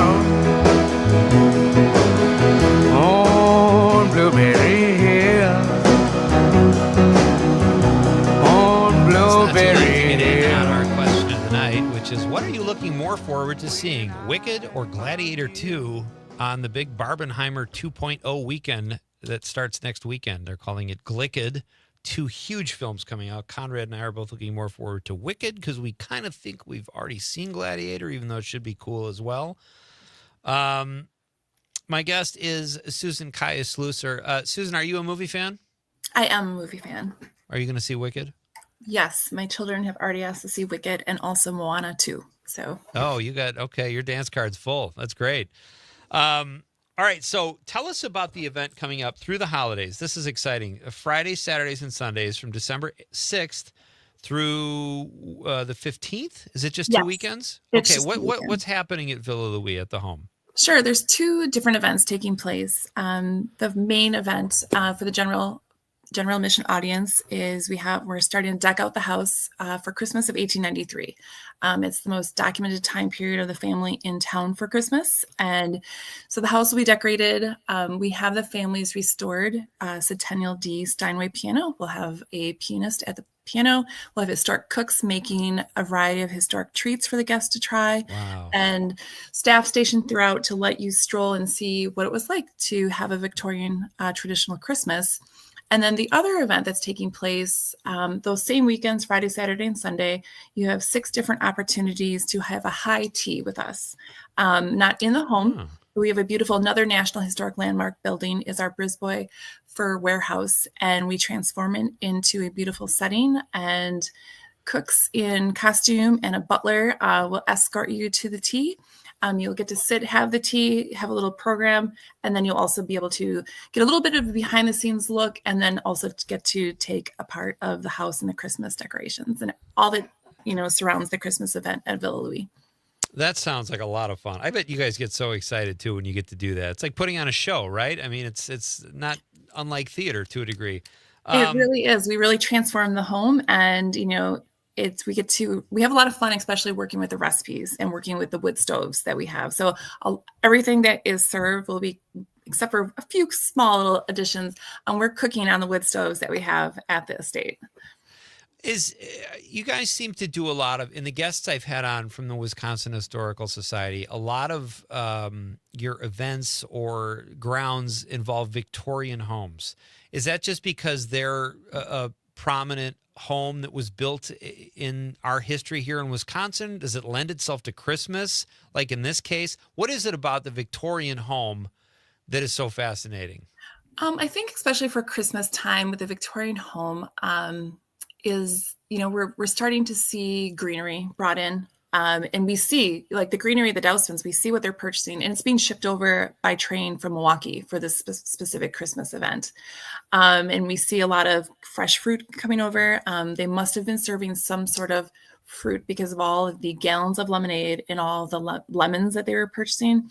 But we're also seeing at this time point, during the Victorian times, like manufactured goods are more readily available. And we see, the Dousmans, and I can, read you some receipts. They are buying a pair of skates. They're buying ornaments, suspenders, fascinators, the hats that you see at the Derby. And the one big item, if I can find it quickly, one of the daughters receives, and I'm not sure if I'm going to locate it, a Colombian bicycle. And it's and I can't tell you, I'm not a bicycle expert, and one of my colleagues, Nick Hoffman's going to chide me for this one. But a Colombian bicycle in 1893, I believe they spent $100 on it. Like this was there's something that changes with bicycles, that this is a really big deal for the daughter and the husband to receive. Now, we don't still have that bicycle in the collection, but we still we have some original toys, including a tin kitchen. And we have a lot of, when you come on tour, every single book that you see, and we have lots of books with inscriptions that were given as gifts at Christmas time. So some elaborate gifts, but a lot of homemade gifts, and a lot of gifts of affection, rings, handkerchiefs, perfume. So while this family could afford a lot, they, that bike and like a magic lantern where you had a little flame that would, you can move slides, and you're basically like a film strip in your own bedroom. Those are the most elaborate gifts, and that's a rarity for what we see them purchasing at Christmas time. That's so cool. To me, that's the relics. It's those personal things that I can just lose myself in when I go to a museum or a place like Villa Louis. Just the personal connection, knowing that this receipt was handled by this person, or they purchased this bike, whatever. And you guys have so much of that. Where can people find out more information about these tours and these events through the holidays at Villa Louis? Sure. Well, we have a very active Facebook page, which is just Villa Louis Historic Site on Facebook. The Wisconsin Historical Society also has a Facebook page and Instagram. And then, of course, our website, which is just villalouis.org.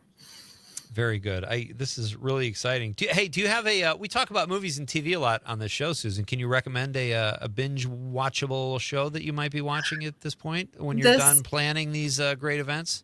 Well, one of the things I love to do at this time of year for Christmas, my favorite Christmas movie is actually Meet Me in St. Louis. I mean, I know how perfect is that for the job that I have.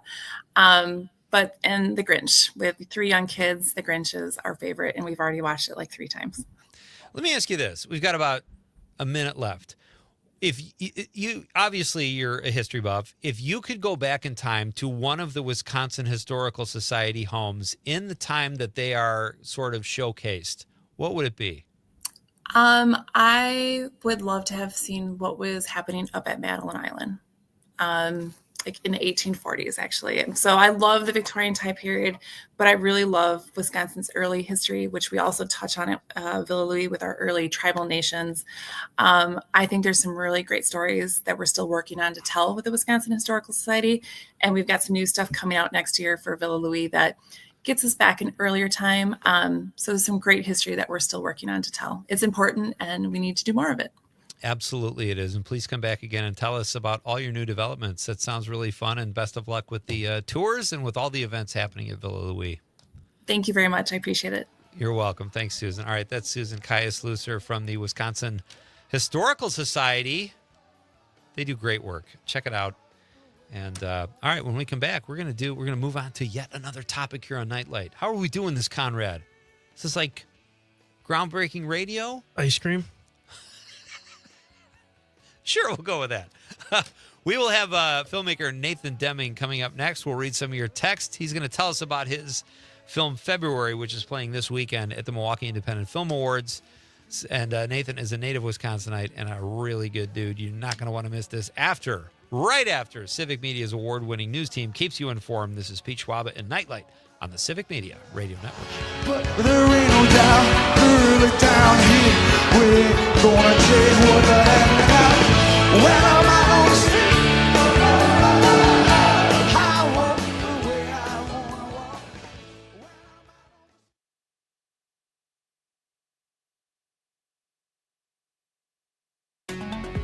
This is your local Civic Media radio station. Want to hear even more? Anytime? Find all of it at civicmedia.us. For 97.9 WGBW News, I'm Lisa Hale. Wisconsin legislators laid out their priorities Monday as leaders from both parties addressed reporters. Derek Tritz reports. This legislature will have a new balance. Democrats picked up 10 seats in the Assembly and 4 in the Senate. Assembly Republicans are mainly focused on inflation, citing that just about everything costs more. To address this, they are hoping to return Wisconsin's more than $4 billion budget surplus back to taxpayers through methods like making retirement income tax exempt, according to Assembly Speaker Robin Vos, who was just reelected to his post. The party also wants to send abortion access limitations to Wisconsin voters via referendum. On the other side of the aisle, Senate Democrats are pushing for more education funding after State Superintendent Jill Underly announced wanting billions for Wisconsin students, especially after some years of having no increases. They're also focused on Medicaid expansion. The new legislature will be sworn in on January 6th. Fall colors are now past peak across the state, and national conservationists are working to protect some of the state's oldest trees. The U.S. Forest Service has put together the National Old Growth Amendment that would help protect what are called old growth forests. Wisconsin-based forestry consultant Jeff Nisa supports expanding the acreage, describing it as an underrepresented landscape in the Badger State. Foresters have a long-range perspective on managing ecosystems, not just trees, and we have a better concept of what we started with if we have saved all the pieces in some of our forest ecosystems and types. Wisconsin has some federal land with old growth forests up in the Northwoods and towards Michigan's Upper Peninsula. I'm Lisa Hale, 97.9 WGBW News. For news anytime, log on to WGBW.FM. On your entertainment beat, I'm Pete Schwaba. There's not much left for Denzel Washington to achieve when it comes to his career. That is probably why he's mentioned retiring soon. The actor says he will star in the third Black Panther film. After that, he says he will do Othello and then King Lear and then hang it up. There is a lot of potential there to exit the business with a third Oscar for acting. Washington won Best Actor for Training Day and a Best Supporting Actor statue for Glory. Seems like he's really getting the hang of this acting thing. Fasten your seatbelts. There is a new Sexiest Man Alive for 2024, and his name is John Krasinski. The always humble Jim from The Office and star of A Quiet Place says when he got the news, he thought he was being punked. His wife, Emily Blunt, said if he won, she would wallpaper the house with magazine covers. Sounds like they have a busy weekend. For more showbiz fun, tune in to Nightlight with me, Pete Schwaba, weeknights from 6 to 8 p.m. on the Civic Media Radio Network. Local radio for you and your community. It's Civic Media's mission with stations across Wisconsin. Find your favorites at civicmedia.us. I'm meteorologist Mace Michaels. Cloudy this evening, some breaks in the clouds overnight and a low near 40. For tomorrow, partly cloudy, a high in the mid-50s. Clouds return for Saturday, a chance of rain Saturday night, then sunshine's back as we look into Sunday. Highs stay in the 50s. It's 46 right now. Hey, it's John Mino and Jim Schmidt from Mino and the Mayor. Want to stay in the loop with all things Northeast Wisconsin? Sign up for the WGBW weekly newsletter. Get the latest local stories, updates on the weather, and a special feature from our Mino and the Mayor podcast. It's your one-stop shop for real news and great conversations in Northeast Wisconsin. Log on to WGBW.FM today and get signed up. Real news, great conversations. Sign up today at WGBW.FM/newsletter. What I know about courage, I learned from my adoptive mom. She said sometimes you just gotta hold on and know we'll get through this. Mom, we are so high up. Hold my hand. No, you hold my hand. Here we go. Learn about adopting a teen from foster care. You can't imagine the reward. Visit adoptuskids.org to find out more. This message is brought to you by Adopt US Kids, the U.S. Department of Health and Human Services, and the Ad Council. Jane Matnair and Greg Bach. Coming up on the show, a little more recombobulating with Dan Schaefer from the recombobulation area. We'll wrap up the show with a Friday This Shouldn't Be a Thing. I hope you can join us. Matnair on air, weekday mornings at 10.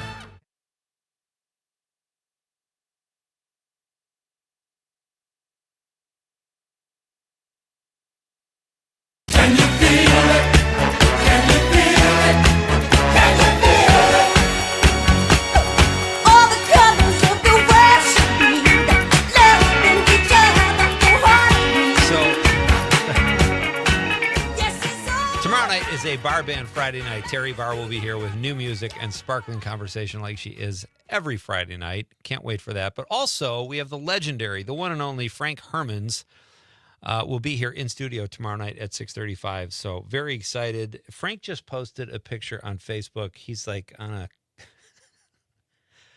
a camel. I don't know. It's obviously photoshopped, or he has really strange legs. Which I've never noticed before. I always thought Frank had fine legs. So actually, he was in the Mino and the Mayor show this morning. Okay. And he actually rode in on a camel. So stop it. It's real. Yeah. Like, I know you're joking, but part of me wants to think Frank would do something like that. That'll be fun. Always fun to have Frank on the show. That's tomorrow night on Nightlight. So this is just a funny picture.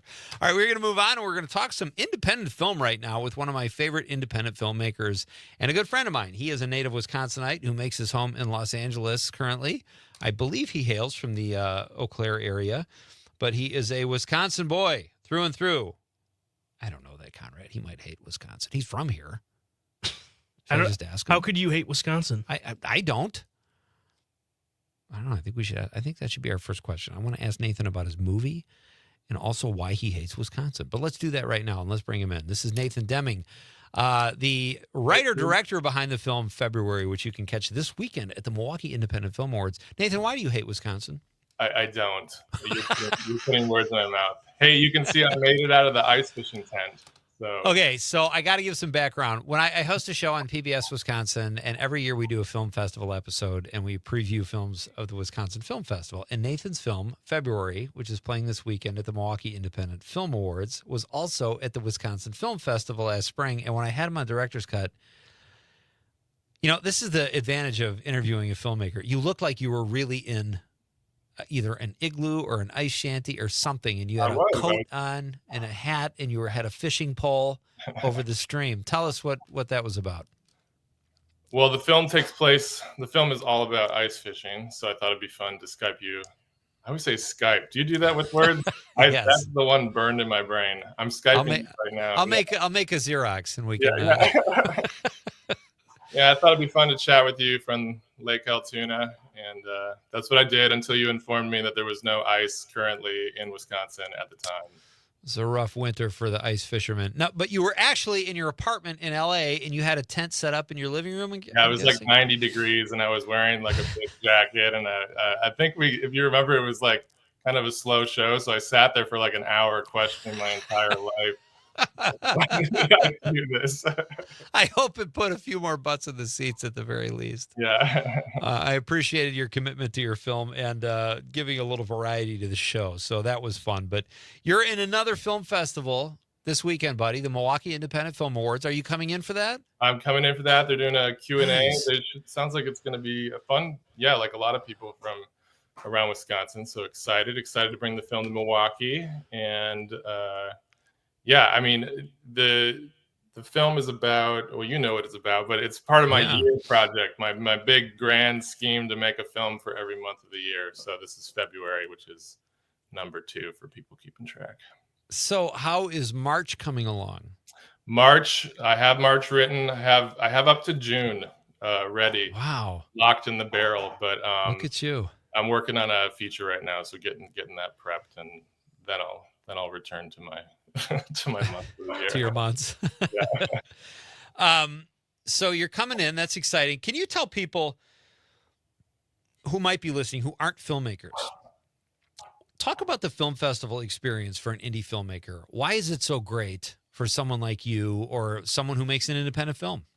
Well, yeah, the independent film right now, I mean, obviously it's a pretty rough time for the industry in general. And a lot of people like me, I mean, you do it because you love it. And it's so hard. There's so many, the best place to feel like a filmmaker is at a film festival, bringing your film out for the first time. Wisconsin Film Festival is great. I love that they promote local filmmakers so much. And there's nothing like seeing your film with a crowd. So I'm really excited for Milwaukee this Saturday at 1 p.m. for my film. But the whole event, I think, runs from 10 to 4 or 5 in the afternoon. So. Yeah, we had Ezekiel Drews on last night who talked about the venues. It sounds like it's the inaugural event for the whole deal, the entire film festival. So that's exciting. And then you're doing a Q&A. Where is your film playing? What venue are you at? We're at UW Milwaukee, the Union Cinema. Oh, nice. Oh, Yeah. that's your hood, Conrad. You were talking about that last night. Yeah. He went to UWM. That's his favorite theater. Good sound? Good sound. Okay. So that's exciting, Nathan. So, all right. So tell us, you made a feature film several years ago that I'm in, and that's a disclaimer. I play, what's my name again? Dan Fogelman. Dan Fogelman. Yeah, that was a fun part to play. Yeah. Yeah, it was a mega church pastor. That was like a dream role for me. And it was fun. It was really fun to work with you and watch you direct. I was more blown away that you were able to make a feature film on such a small budget and do it and just see your vision through. It's so hard to make a feature film, even with a big budget. But to watch you pull that off with what you did, and now people can watch it, right? Is it out there on different platforms? Yeah. It's out. It's on Amazon. It's on Tubi. It's on Vudu. Yeah. Yeah. Speaking in Tongues. Speaking in Tongues. Yeah. Check it out. It's a great film. And Nathan, is that the only feature film you've done so far? That's the only feature film so far. Yeah. Okay. If you could, what would you rather do? Like, if money were no object, would you rather make short films or feature films? Feature films. Okay. Films. Well, February, as you remember, is also kind of in an in-between space anyways. It's about 48 minutes long, so kind of like a novella film or long short. Yeah. So, all right, you're working on March, which is the next installment in the months. And what sort of propelled you to make a movie set in every month? And they're all in Wisconsin, correct? Yeah, they're all in Wisconsin. Well, it sort of started because I was having such trouble getting another feature going because of some darn pandemic that started sometime after I finished my feature. And I just had a larger project fall through, and I had all these stories. I have a lot of stories I would like to tell about Wisconsin, and I hate these like film rules. The demands of a film, like what's that word? Plot. I don't love plot. No, I like plot. Everybody's got a plot, but I like tying in bigger conceptual themes and playing with time and how our environment affects us, because every month of the year really affects us, And February to me is about the doldrums. It's about you're kind of like feels like the furthest point between fall and summer. Like it's the worst. Totally forgotten about the holidays, and you're just waiting for everything to thaw, which is where we catch up with our character, who's a very new immigrant to Wisconsin and never been in winter before and just hating it. He's just struggling to fit in until he stumbles on ice fishing, and it kind of helps him warm up. I love that story. Yeah, I agree. February is like the Tuesday of months. It's just awful. So you went to film school. Do you recommend film school to aspiring directors, or I've heard other people who got money from their parents and they said, go make a movie. That's your film school. Those are the urban legends. and then others that actually go to film school. Is there a difference? Like if you just make a film, is that education enough, or do you really need the benefits of film school, in your opinion? That's a good question. Also, I'm realizing that I put my display name as Nate N8, and now it's I live. saw that. I thought you were like doing a rap album or something. I didn't know. Yeah, no, that's a good question. So I went to film school in London because of a filmmaker named Mike Lee, who's also a huge inspiration for, I guess, every one of my films. I love him so much. If you guys don't know him, check him out. Secrets and Lies, Vera Drake. One of the best British filmmakers there is. And I've asked that question to myself a lot because film school is very expensive. And then once you, I mean, I couldn't stay in the UK because of like work visa stuff. So I went to LA basically in the same bucket as a million people also who hadn't gone to film school. It's probably just everybody for their own journey, right? Like, yeah, there was a million things I was super grateful to experience and learn in an environment like that I probably would not have pieced together on my own. So yeah, for me, it was good. Maybe for somebody else, it's not so good. I honestly, I don't see how you could go wrong with that, going to film school. I mean, you can still make a film too when you're done, but to me, there's just way too many benefits based on people I've talked to. My guest is Nathan Deming. He's a Wisconsin native and a writer-director living in Los Angeles. Currently, he will be in Milwaukee this weekend to screen his film February, a short film, which you said is like a hybrid. It's 40-some minutes long, but very, very interesting film. Pardon me. I think I'm allergic to something. Conrad, is that coat mohair? What? You're wearing that huge coat. I think I might be allergic to it. I had to blame it on something. So you were raised in Eau Claire, right, Nathan, or in the area? Toma, that's right. Okay, so how did that, like, I had a kind of a split experience. I was in a very big city for the first part of my childhood, and then I moved to a small town of Marinette.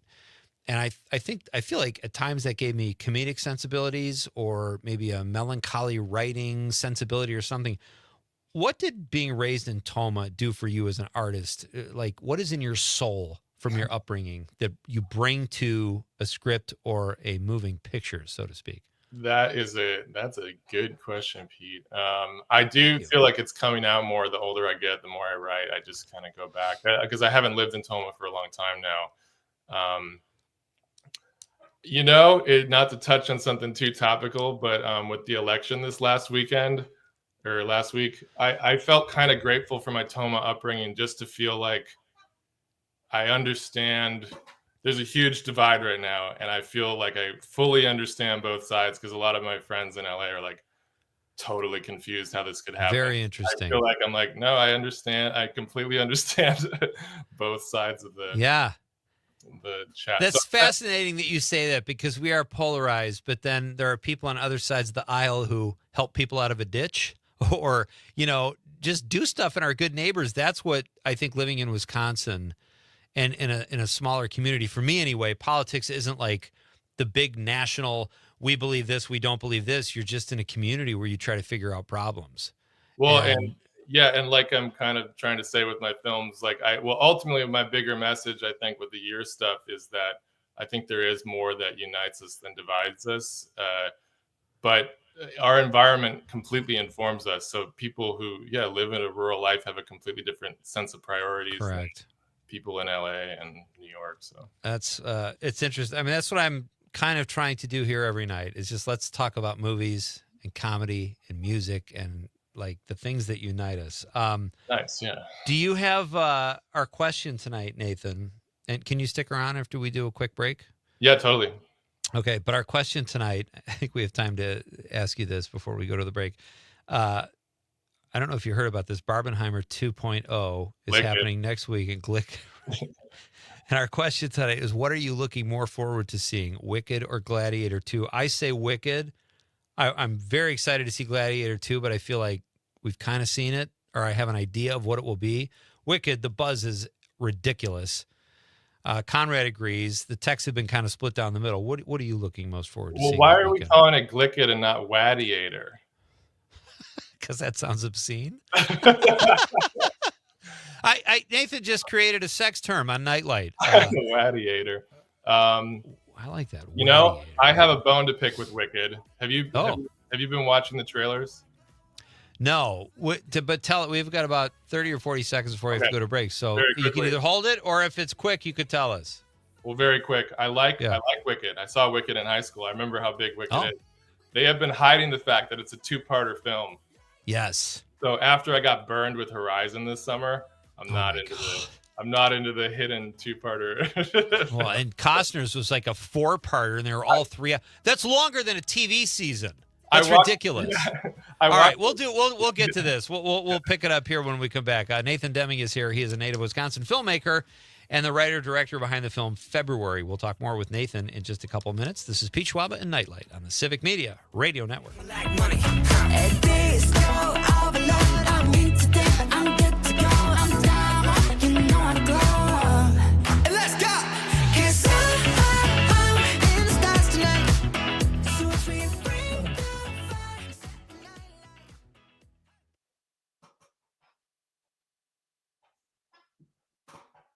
Matt Nair on air. And we are here with Matt Randolph, Mr. Global. Donald Trump now will be coming in for a second term. There has been talk of removing sanctions from Russia. What would that mean, Matt, for the oil and gas industry? So it depends on what Russia does, but we've seen nothing to suggest that they want to have anything to do with lowering oil prices. And so the prices are essentially going to stay the same? In all likelihood, yes. Matt Nair on air. Weekdays 10 till noon on your local Civic Media radio station and on the app. Lena Bloom for the Bail Project. Imagine you're stuck in a jail cell and you can't afford bail and someone offers you a way out. Just plead guilty and you can go home and kiss your kids goodnight. What do you do? What thousands have. You plead guilty whether you are or not. Cash bail makes poverty a crime. That's why the Bail Project helps those who can't afford it while fighting to end cash bail. Because freedom should be free. Brought to you by the Ad Council.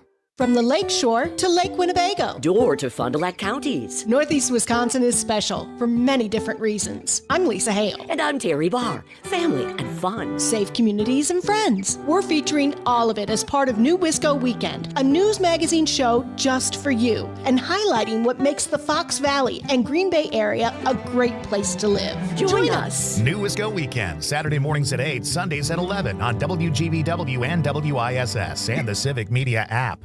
Fear you may be missing out? We're always streaming on TuneIn and the Civic Media app. Enjoy listening live or catch up by finding the podcast at civicmedia.us or wherever you enjoy listening to your podcasts.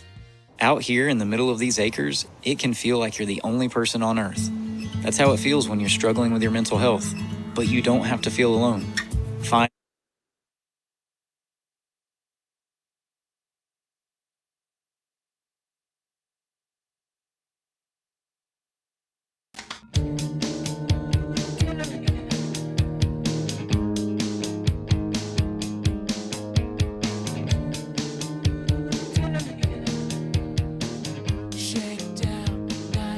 We're back on Nightlight for a few more minutes.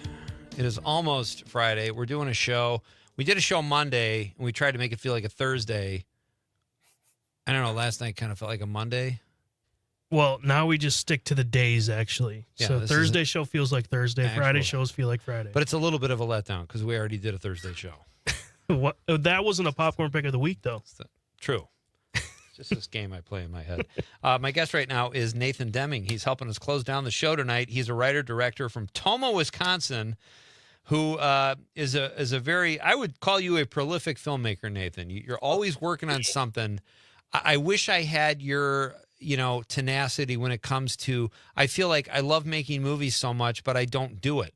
I should be making shorts, and I have other friends that will put something that's 5 minutes long together to enter into Film Fest. Like, you don't have to do much to get an idea down or just a fun thought. Can you tell us about your feature that you're working on? Not much yet, but it's hopefully filming here. It's set here. And in LA? No. I'm in Wisconsin right now. Oh, you're in Wisconsin. Okay. Yeah. I'm like finishing up the script and working on it. Nice. So, okay. Yeah, and hopefully this tax credit thing becomes an issue again in Wisconsin, because Wouldn't that be nice? We need incentives to film here.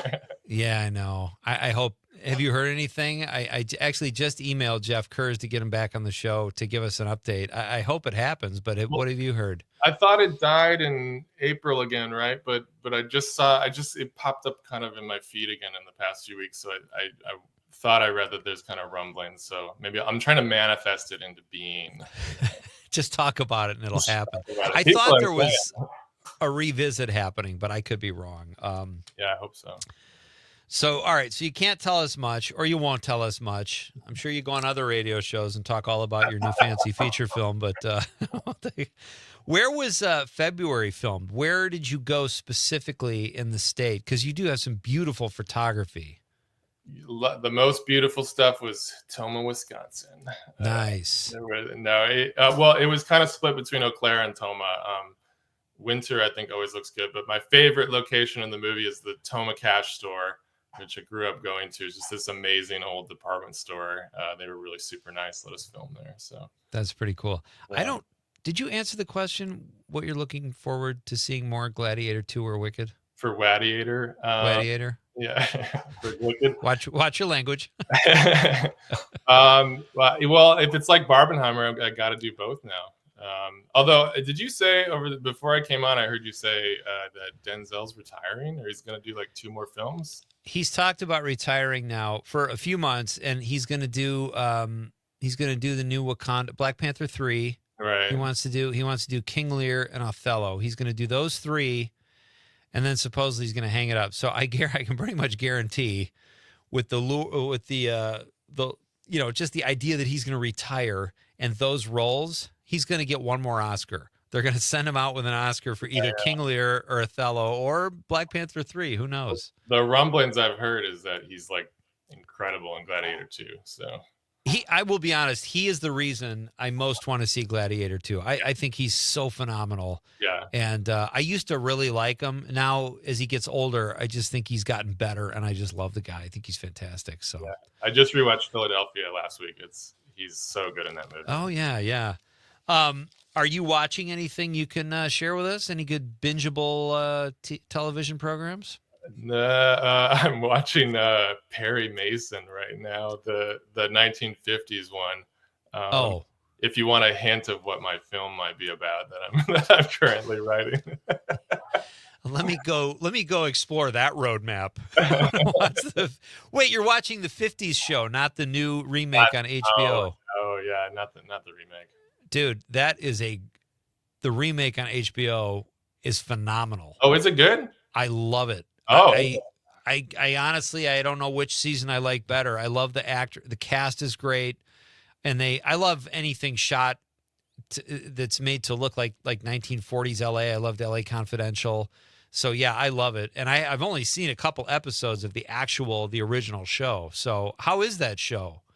The original's good. Yeah, I was told by super fans of the original not to check out the new one, but now I'll check it out if you like it. So, well, I mean, I'm just a humble radio host, Nathan. But I do like it a lot. I think it's great. I saw Juror Number 2 last night. The film that's being kept from America by distributors, the Clint Eastwood film. Why? That was supposed to be wide release, I thought, and then all of a sudden it's in like 7 theaters. Yeah. Where did you see it? Minneapolis. Oh, okay. Yeah, I thought so. It's not that widespread. Well, they might have put it in more theaters now, but initially I thought it was supposed to go wide, and then it kind of I don't know why they did that, but I heard it was really good. Yeah, I got it. Yeah, I tried to picture before and after every shot a 90-year-old Clint Eastwood going action. And that seems like that would be a little distracting while you're trying to watch it. Hey, man, this has been great. Thank you so much, as always. Good luck in Milwaukee this weekend. I hope the screening goes well. Break a leg and shoot me a text. Let me know how it goes. Yeah, for sure. 1 p.m. Union Cinema at UWM. February by Nathan Deming. Check it out. You won't be disappointed. It's a great film. And keep up the great work and keep me posted on whatever you're working on. Thanks, buddy. You got it. All right. That's Nathan Deming. I'd like to thank all my guests, Susan Kaya-Slusser, Shannon Simon and Nathan Deming. Thank you for all your texts as well regarding Glickit or Wadiator, as Nathan calls it.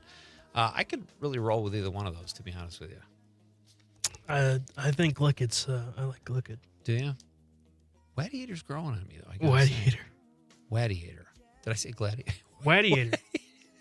The Wadiator's broken. All right. We will be back to do this all over again tomorrow night, ladies and gentlemen. It's a bar band Friday night. Terry Barr will be here with new music. And the one and only Frank Hermans. He might ride in on a camel. We'll see. Hope. He's going to be here tomorrow in studio. That'll be fun. Please join us again. This is Nightlight with Pete Schwaba on behalf of the lovable producer, Conrad. Good night, Wisconsin. You came and gifted us